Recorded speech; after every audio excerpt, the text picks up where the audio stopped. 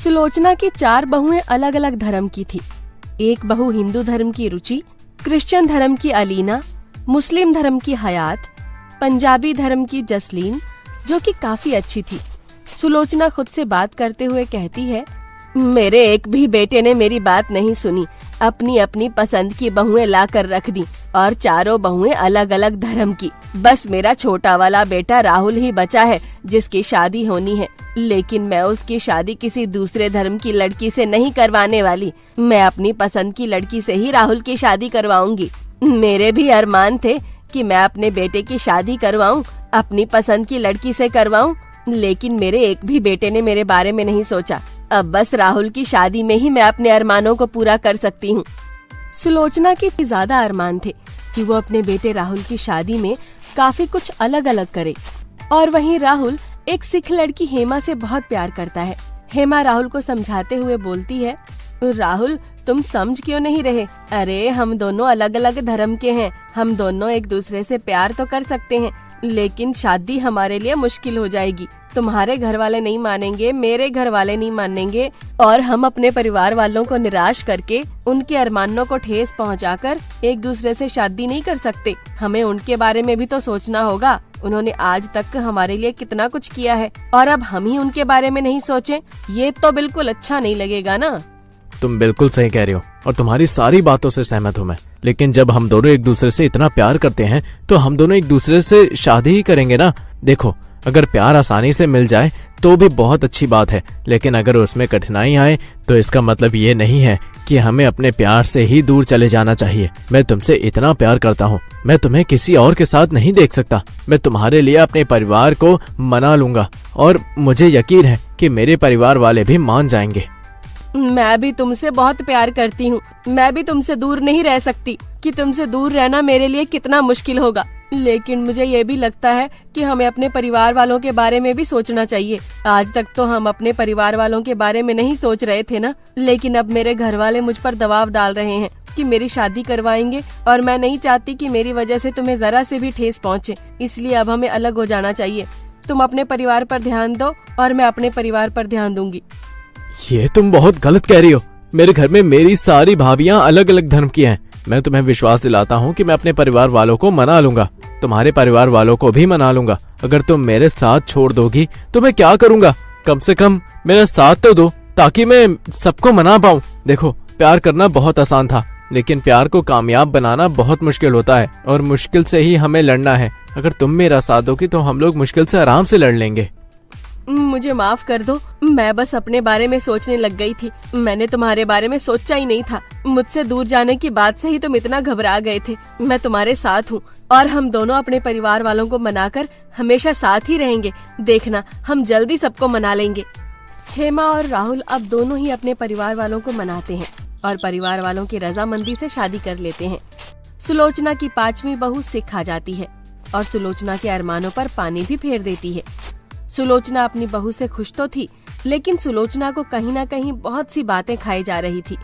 कुछ दिनों बाद पड़ोसन उमा सुलोचना के पास आती है और बोलती है, क्या बात है सुलोचना, आखिरकार आस पड़ोस वाले लोगों की बात सच ही निकल गई। तेरी 5वीं बहू भी अलग धर्म की ही आई। वैसे कुछ भी हो, तूने पता नहीं कितने सपने देखे होंगे अपने बेटों की शादी के लिए, लेकिन तेरे एक भी बेटे की शादी तेरे पसंद की लड़की से नहीं हुई और बहुएं भी तो अलग अलग धर्म की आई हैं।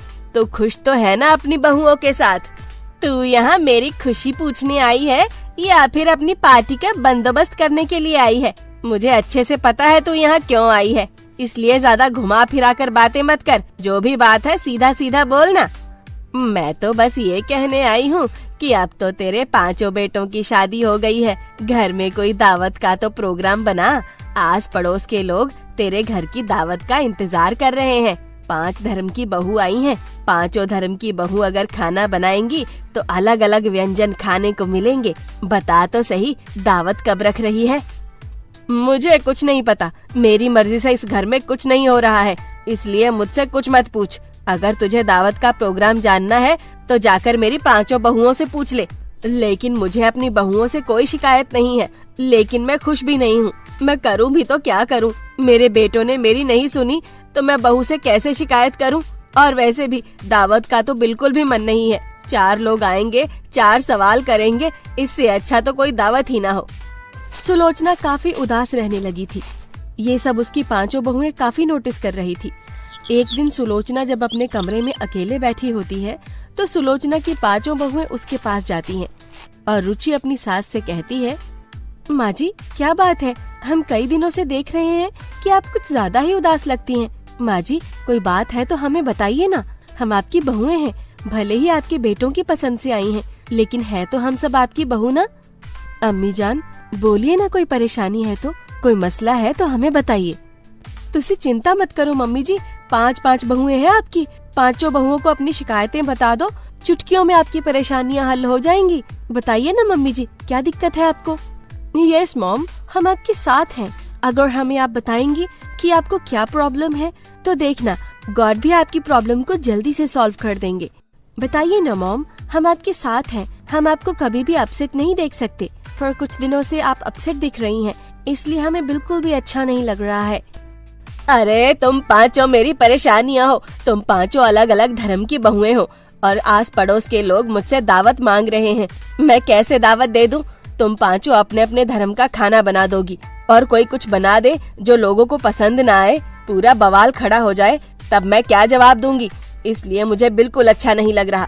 तुम 5 से मुझे शिकायत नहीं है, लेकिन मैं खुश नहीं हूँ। मैं साफ साफ बता रही हूँ, मैं कहीं भी मुंह नहीं दिखा सकती क्योंकि मेरी 5 अलग अलग धर्म की बहुएं आई हैं। अपनी सास की बातें सुनकर 5 बहुएं सुलोचना के कमरे से बाहर आती हैं और सबसे छोटी देवरानी हेमा बाकी 4 से बोलती है, माँ जी बहुत परेशान है। उन्हें यही बात खाए जा रही है कि उनके 5 बेटों की शादियाँ हो गई और उन्होंने कोई दावत नहीं दी। लोग उनसे दावत मांग रहे हैं, उनसे पार्टी मांग रहे होंगे, लेकिन वो खुश नहीं है तो कैसे दावत दे सकती हैं? लेकिन हम उनकी बहुएं हैं और 5 बहुओं को अपनी सास को खुश करना पड़ेगा, इसलिए हम दावत करेंगे, ठीक है? 5 बहुएं मिलकर आस पड़ोस के लोगों को, नाते रिश्तेदारों को दावत के लिए बुला लेती हैं और अगले दिन जब दावत होती है तो सारी तैयारियां वो खुद ही करती हैं। 5 धर्म की बहुएं अपने अपने धर्म का बेस्ट खाना बनाती हैं जिससे लोगों को कोई परेशानी ना हो। सब लोग आ जाते हैं और दावत शुरू हो जाती है। तभी सुलोचना भी बाहर आती है और लोगों को देखती है। वो अपनी बड़ी बहू से बोलती है, ये सब क्या हो रहा है? हमारे घर में दावत हो रही है और मुझे इस बारे में किसी ने कुछ बताया क्यों नहीं? और दावत में तुम लोगों ने क्या बनाया? कोई परेशानी तो नहीं होगी ना? मुझे तो डर लग रहा है। अरे सुलोचना, तेरी 5 बहुएं अलग अलग धर्म की हैं और दावत बहुत अच्छी है। मैंने आज तक ऐसी दावत कभी नहीं खाई जैसी तेरे यहाँ खा रही हूँ। अलग अलग जगह का स्वाद, अलग अलग धर्म का स्वाद है और वो भी इतना बढ़िया, सच में दिल खुश हो गया। तू तो बहुत किस्मत वाली है। हर कोई सुलोचना की 5 बहुओं की बहुत तारीफ करता है। ये देखकर सुलोचना को भी बहुत खुशी होती है और इसी के साथ अंत में 5 धर्मों की बहुओं की दावत सफल रहती है और सुलोचना भी खुश हो जाती है। पूर्णिमा अपनी माँ की मौत के दुख में खोई हुई थी। वो घर के बाहर बैठकर रो रही थी। तभी वहाँ एक गाड़ी आकर रुक गई। घर के सामने नई गाड़ी देखकर पूर्णिमा चौंक गई। वो गाड़ी फूलों से सजी हुई थी। ये नई गाड़ी हमारे घर के सामने आकर क्यों रुक गई? किसकी गाड़ी है ये? तभी पूर्णिमा को उसकी जिंदगी का सबसे बड़ा दुख पहुंचा। गाड़ी में से पूर्णिमा का पिता मोहन नीचे उतरा। मोहन शादी के जोड़े में था और मोहन के बाद एक औरत बाहर आई। पूर्णिमा को समझने में देर नहीं लगी कि उसके पिता ने दूसरी शादी कर ली है। आओ आओ रत्ना, आज से ये घर तुम्हारा है।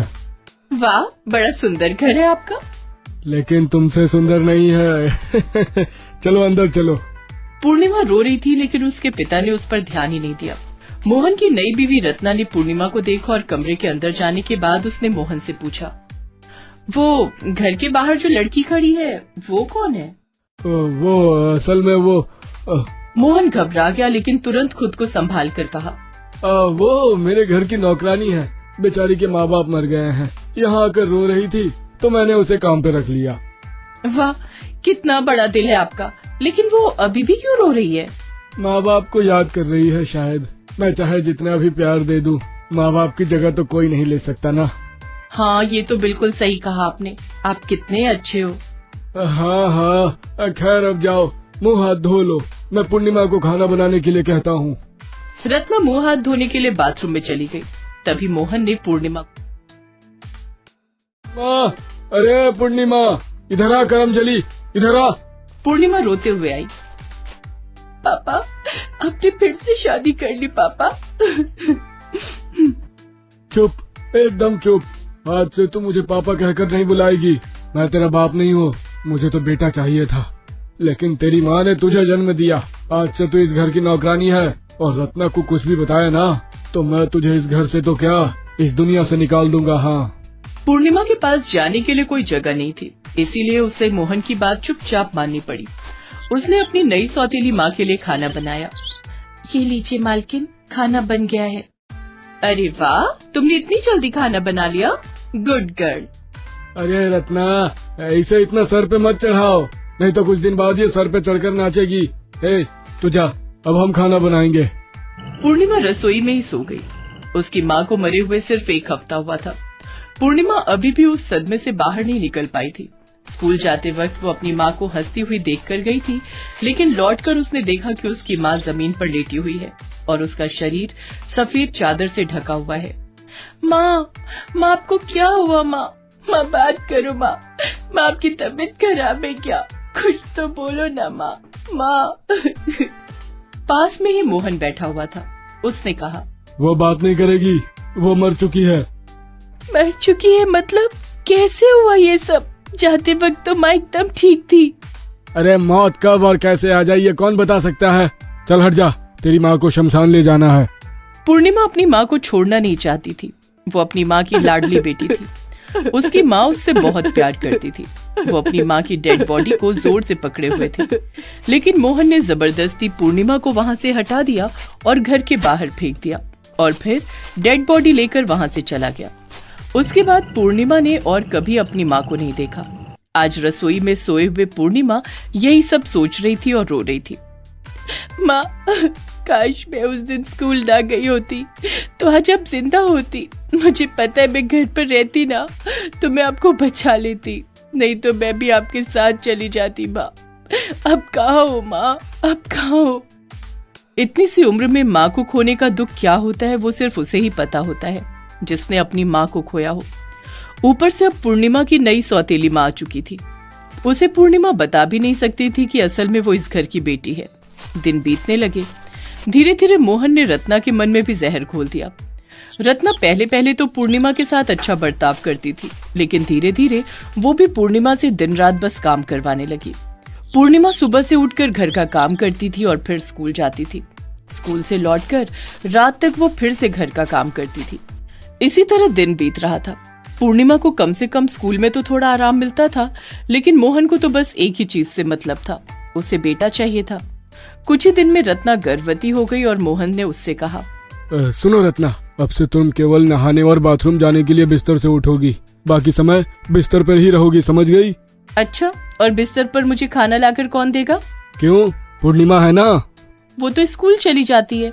हाँ तो नहीं जाएगी स्कूल, वैसे भी पढ़ के क्या ही उखाड़ लेगी। पूर्णिमा, आज से तेरा स्कूल बंद। आज से तू बस रत्ना का ख्याल रखेगी, समझ गई? पूर्णिमा को पढ़ाई लिखाई करने में मजा आता था, लेकिन वो भी उससे छीन लिया गया। वो रत्ना की सेवा करती रही। पूर्णिमा की जिंदगी बर्बाद हो गई। पूर्णिमा, मेरे लिए गर्म पानी लेकर आ। लाई मालकिन। और हाँ, मुझे भूख लगी है, मेरे लिए रोटी और बैंगन का भरता बना कर ला। लेकिन मैंने तो दाल चावल बना लिया है मालकिन, आप ही ने तो कहा था दाल चावल बनाने के लिए। हाँ, तब दाल चावल खाने का मन हो रहा था, लेकिन अभी रोटी और बैंगन का भरता खाने का मन हो रहा है। जा लेकर आ।